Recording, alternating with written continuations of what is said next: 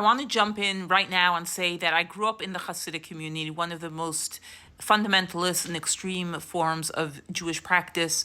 And we were never told that non Jews are considered cattle or slaves.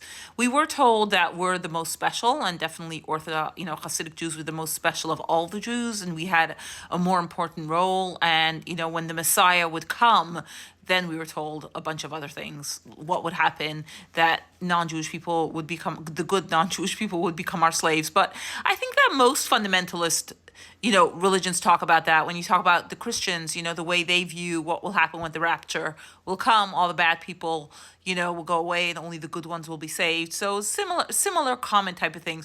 But there wasn't like a regular conversation. Like, honestly, the way I grew up under the shadow of the Holocaust, it was more fear. It was fear of being harmed by non-Jewish people. So the idea was just stay away from them because you might get hurt. But we were definitely not explicitly taught, those type of things. In some Kabbalistic teachings, they teach Jews have a different kind of soul. That's something, again, not overly emphasized but mentioned, but definitely not cattle or slaves. But fear, there was a lot of fear.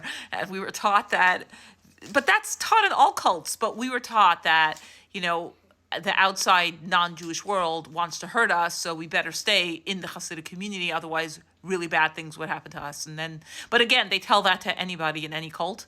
And, then I leave and there are wonderful people all over the world. So I think, when we talk about those quote unquote Jewish beliefs, they're really fundamentalist beliefs that exist across the board in all religions. When you get to the fundamentalist part of that religion, it's where they hold these extreme beliefs about others. And again, in cults, it's the same thing. Religions and cults are not necessarily the same.